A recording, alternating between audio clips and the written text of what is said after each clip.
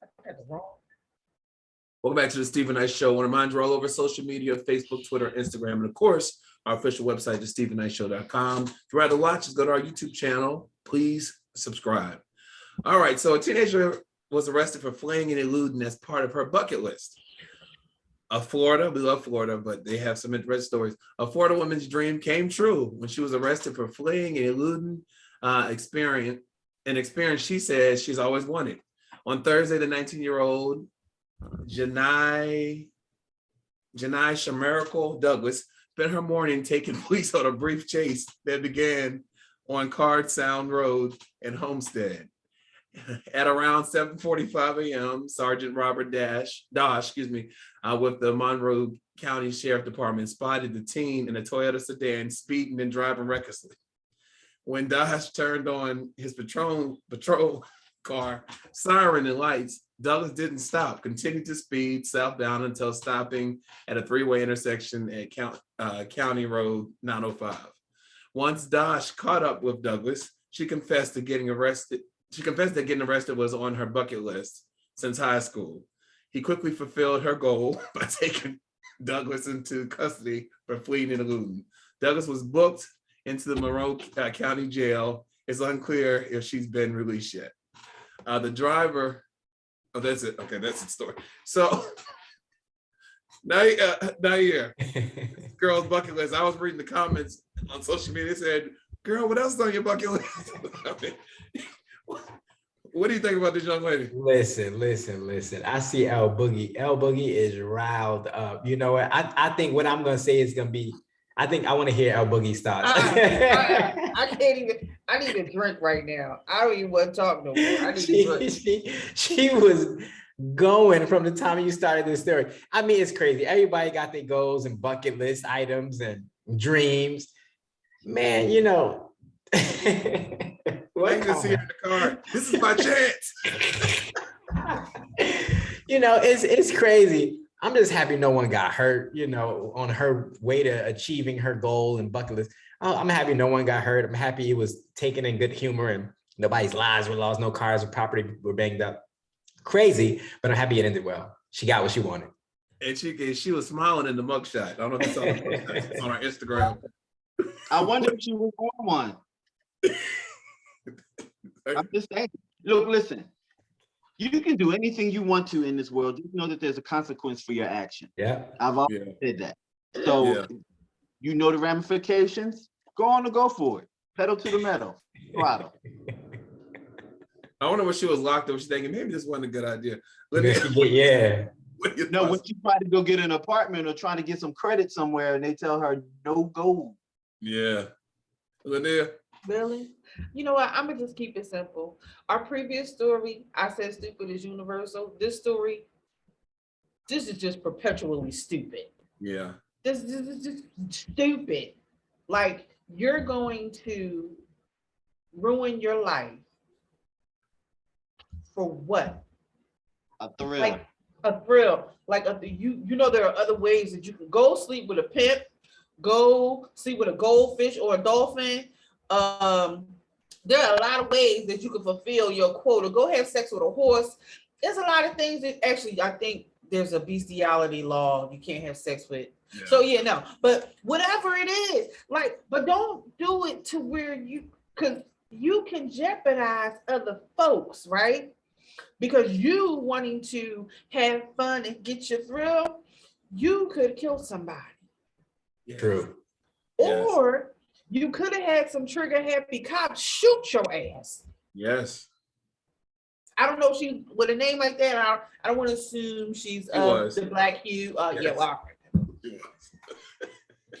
that makes it even worse. Right. I'm done. Okay. Just one check for, I guess, off the bucket list. Okay. That's it. All right, so Kendrick Lamar is speaking candidly on his latest album, Mr. Moral and Big Steppers. Kendrick has never been one to shy away from vulnerability, so of course, it wasn't shocking when he revealed some personal moments throughout his career and his new album. Through the 19 tracks, Kendrick speaks about fatherhood, addiction, infidelity, and more. However, one topic that stood out to fans was his lust addiction and infidelity. In one song in particular, Worldwide Steppers, K. Yeah mentions his sexual relationship with a white woman. The first time I effed a white bee, I was 16 at the Palisades. Fumbling my grades, he raps. Next time I effed the white bee was out of Copenhagen. Good kid, Mad City Tour. I flourished on the stages. In another song, Mother I Sober, Kendrick expands on his addiction and cheating on his longtime romantic partner, Whitney Alfred. Intoxicated, there's a lustful nature that I fail to mention. Insecurities that I project, sleeping with other women, Whitney's hurt, the pure soul I know. I found her in the kitchen asking God, where did I lose myself? And can I be forgiven? He raps. Later in the track, Kendrick dives deeper into his infidelity and how Alfred tried to get him help. Broke me down. She looked me in the eyes. Is there an addiction? I said no, but this time I lied. I knew that I can't fix it. Pure soul, even in her pain, knows she cared for me, gave me a number, said that she recommended some therapy, he adds. The song ends with Alfred and their daughter giving a short spoken word interlude. You did it. I'm proud of you. You broke a generational curse. Say thank you, Dad. Alfred says before their daughter says, thank you, Daddy. Thank you, Mommy. Thank you, brother, Mr. Morale. Chike, what do you think about him opening up about these things that he went through or he's gone through in his life? I mean, he's an artist. That's what artists do. Big whoop. I mean, Yeah. Sorry, that's all I have. Oh, I was waiting for more. No. Lynia, what do you think? Obviously, they've worked through the issues, the fact that he could speak about these things on the album, right? What are your thoughts? Yeah. I do have more. I'm sorry, Lynia. I do have more. I'm sorry. So it just seems like these artists, especially the male artists, they get to this point in their life when they realize that what they have at home is better than what's out in the streets, and it's this great epiphany to them. Like they shouldn't have realized that when they got into these relationships. So, but all of a sudden, like later on, it's this great epiphany, and then they decide to make music about it, and it becomes this big thing like, ooh, ah. It's life. We all go through it. It's human nature. Why is it a big thing? If you've discovered something that's new and you discovered a golden brick road to some kind of salvation that we don't know about, then it's a big deal. But you've not gone through any other thing that any other red-blooded man has gone through. It's not unique. Jay-Z just did it with the 444. So what's new about this? Yeah. And for the record, it's just me. The words that I'm about to say is a reflection of Chike Evans, not the Stephen Knight show. I'm not buying this whole addiction stuff. They write it off like it's a problem. Oh, I'm sick. I got an addiction. No, keep it in the pants. You settled down and got into this relationship. You're a public figure. You're going to write it off as an addiction? I'm done now. I'm done. But there is such thing as sexual addiction. I get it, but no, Stephen. I get it, but no. Sorry. All right, Lynia. I'm a chronic masturbator, but you don't see me going to therapy for it. So, I mean, I will I will say this. I will say this. I love Kendrick Lamar. Nayyir is done. I love Kendrick Lamar, right? And you know, just like Chike said, you know, we all have a choice, in the words of the people on the good show that we love to watch, Game of Thrones. You have a choice. Right. You make a decision when you do things. And him and this girl have been together for a long time. Like they've been together for a long time. Yeah. When you make a choice, you make a decision, whether you have money or not, people still make decisions to do dumb stuff. And it's always when you have this quote unquote epiphany, now you realize the person that you've had all this time has been down for you. I call BS. I do. I call BS. But you know, people come into things on their own, and and they figure it out on their own. And she has made the choice to stay with him, procreate with him. Like I enjoy his music, but it's no different than what anybody else is going through. And if she did it once, he would be out. It would be a problem. I don't like the theme that Black women have to struggle to have love. I don't like it. Yeah. We have to go through the most traumatic-ish in relationships in order to get the love that we deserve. Even some brothers, because I know a lot of good brothers who have gone through it with these trash females. But you know what I mean? Like it shouldn't be that hard. It shouldn't be that complicated, because you could have let her go and let her do what she wanted to do, right? While you do you, because you in your fame. And you know with that fame come a whole bunch of stuff. And if you ain't strong enough and you ain't resolute and you ain't centered in your spirit and in your higher power, whoever that is, it's gonna come at you, and it's gonna come at you hard. And you got a choice to make. You can either go left or you can go right. Ain't nobody forcing you to stick your peen in nothing but you. I'm done. Nayyir. Well, you know, if there's some real authentic growth there, I'm happy for it and happy for them.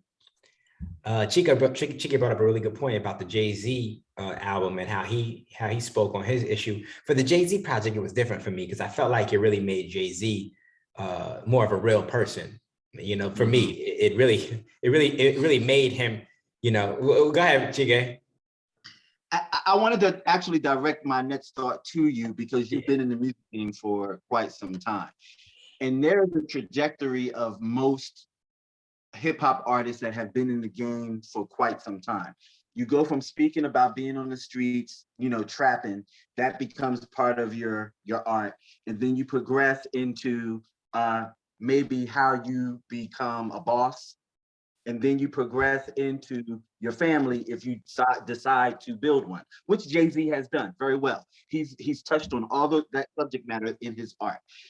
You don't really have too much to talk about as it relates to what you used to talk about as you mature, because if you do that, then you haven't grown. You haven't grown as a person and you haven't grown as an artist. So it seems to me, and I'm asking you a question, Nayyir, it seems to me that if a hip hop artist is progressing properly, this should be the basic nature of their conversation, shouldn't it? Should it not? It progresses from maybe your youth and what you used to do into what you're doing now, which if you're a family person or a family man, about your family and your life and your wife and your kids. That's a question. I know I didn't phrase it like one, but it's a question. Yeah, I hear it. If I understand it correctly, I think you definitely have observed a trend in this industry, and I think that's dead on. It can be a trend to follow, and it is followed. I think it could be more complex than that for individuals as well, especially when it comes to individual artists such as Kendrick. For other artists, but for someone such as Kendrick, it could be this trend that you've just pointed out so very clearly. But there may be more at play with this. There may be more behind the scene that we just are not privy to, and this is what's available through his music and artistry, what he could give. It may not even be his story in all actuality.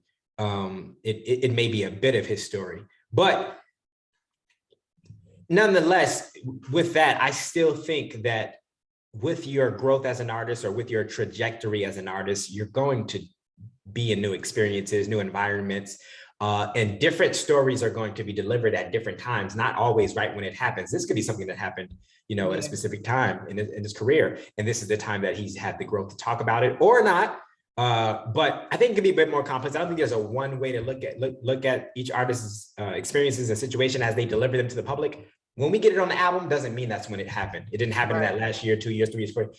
Although we know that the story has been built, according to some of those songs, over a series of years, from when he was 16 to, you know, Good Kid, Matt, see that album, whatever. Because it's been 5 years since his last album. And it's been a long time. it's been quite some time since that long album, you know. So that's quite a lot. That's a lot of life that's happened for him. Yeah. And on top of everything that had already happened before that, you know. So I think it is an observation, Chike, for sure, and it is a trend for sure, and that definitely aligns with Jay-Z's trend and how he kind of, you know, rolled things out for us. He can't rap about the streets so deeply anymore. You know, he's so far removed from that, from what I understand.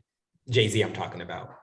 Yeah. But as far as Kendrick, kudos to him if he's got some real growth in there, and good that he's able to stay together with his, if that's his story, with his wife or his lady and their children. Kudos, and I hope it's only up from here.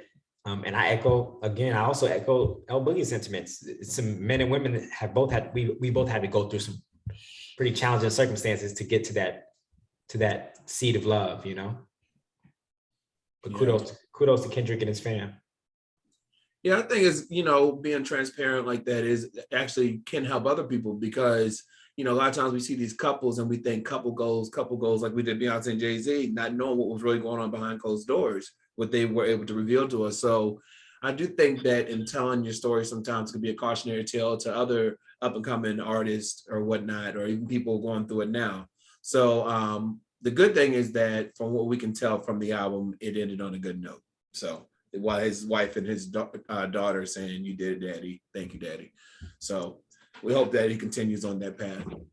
Our last story, I wasn't going to do this one, but we're short for time, but I wanted to do a story. According to BBC, a couple in India has launched a lawsuit against their son and his wife because they have not gotten them a grandchild after 6 years of marriage. Sanjeev and Sadhana Prasad claim that they have been subjected to mental abuse because they allegedly spent all of their savings on their son, only for him and his wife to prohibit them from having a grandchild to play with in retirement. If a child is not born within a year, they ask for roughly $650,000. The parents claim that in 2006, they spent $65,000 to send their son to the United States so he could obtain his pilot's license. The following year, he returned to India and lost his job. His parents are said to have financially supported him for the next 2 years until he could get back on his feet and find work as a pilot. In 2016, their son had an arranged marriage where they paid for most of the expenses, including the reception, an $8,000 luxury car, and a honeymoon abroad. 6 years later, the couple is seeking compensation for the money they think they have lost due to the lack of a grandchild. My son has been married for 6 years, but still are not planning to have a baby, Prasad explained. At least if we could have a grandchild to spend time with, our pain would become bearable. The lawyer for the Prasad said, "It is a dream of every parent to become a grandparent. They have been waiting for years to become grandparents. The couple's case will be considered later this month in court." Nayyir. You know, this is sad. You know, this is sad. But that's a different culture over there as well. They kind of got a very traditional way of doing things. So what's his name? Vasad? What's his name? Vasad, yeah. Vasad, he knows the program. So he needs to get with it, especially if he knows their tradition and the family has been supporting him. Him and his wife probably need to, but unless it's something that's causing this not to be able to come to fruition, they probably should go ahead and get busy, man, so they can bless their parents with how they blessed them over these years. But it's sad that it's come to that, and it's the woman. Ultimately it's the wife's choice. And if that was the conversation before they got married, they were gonna have children and all that, then they should probably get on the move, man. Get on the move. Don't worry about the things that they probably worried about. Well, I have two friends who are Indian, and they were both, you know, different relationships, but they were both in arranged marriages. And one of the women that I used to work with, she told me that she had to grow to love her husband. And, you know, it was when she met him, she didn't know him to love him. And so maybe that's part of the delay in not having kids, is she's still getting to know this man. But Lynia, what are your thoughts on this? Absolutely stupid. Stupid is the word for the night. Absolutely stupid. Now I get culturally there is a difference, there's a shift. But you know, there's this thing, right? You know, kids are not cheap. Bam, bam, bam. And I don't know how old their son is. They just might not be ready to have, like, listen, it's not going to be perfect when you're becoming a parent, but when you know you're not ready, don't do it, because you will have regrets. And when you see that kid, you be like, oh boy, I wish I did.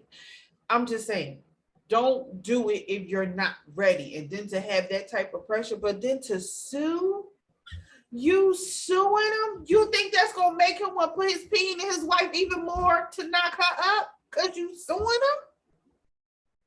They said if they had a grandchild, it wouldn't be as bearable. It'd be more bearable.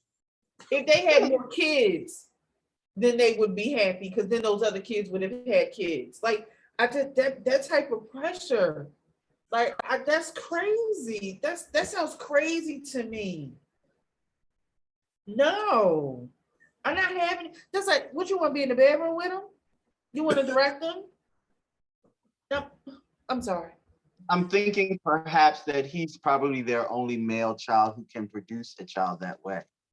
And I have, like you, Stephen, I have two friends that are Indian and they're male. They're not female. So the expectation from a male child is vastly different than it is from the female. The female child normally, in the beginning, the female child is the one with whom the dowry exists with. Like, she's the money. And she's offered to another family, which has the, and a lot goes into, because I jumped on my whole conversations with Chike Evans with the questioning, because I wanted to know about the culture, because I didn't know. It just seemed really bizarre to me, and I wanted to understand it. And so in my questioning, I learned a lot. And these families put a lot into these arranged marriages, and they are not playing. They want you to get your education, they want you to be happy in your marriage, and they want you to produce children, especially male children. Having the girls all fine, they're pretty to play with the kid, but with the boy. Because the boy is the one that's going to elevate the family. The girl is the one that's going to, she's the money. And I'm probably guessing that, Lynia, you said something about them getting together and getting to know one another. They don't know each other yet. Did you say that? No, Nayyir mentioned that because they're arranged marriages, so they don't know each other. You can't afford that. You can't afford that luxury in arranged marriage. You don't have that. No, he said that. They want children right away, whether you like it or not. Get busy. Well, can't nobody force me to have a child. Listen, which one to rate me? Because you're clearly American. You clearly have American ideology. You're clearly not part of that culture. Well, apparently they have the same ideology because they ain't had no child yet. and apparently, no, Chike is right. Chike is absolutely right, though. I also have talked. This is a heavy responsibility, and that is the tradition. So the kid knows, the boy knows, the man knows, but it must be something that's. Both of my friends, that weighs very heavy. Yeah, it does. It does. The family things, like it creates stress. Like, I gotta get this, I gotta do this, or it's like, and it goes into the religion as well. It's like very serious. But that to piggyback on that, you just mentioned stress. So how do you expect them to perform? Right now, especially now that you're suing. Nayyir, but I'm serious. Like, but even when she gets pregnant, that's stress on her. Because stress can also hinder you from getting pregnant too. Yeah. Or for the woman and the man. You know, so that you got to put that into place. But you say something interesting in here, that they sent him to the United States. Obviously, somewhere between their trip to the United States when he came to get his pilot's license, something he got American. They paid $65,000. Listen, you pay me $65,000. I might consider doing it to practice. I don't know if anything gonna go up in there, but I'll practice. Oh, listen, guys, we got to wrap.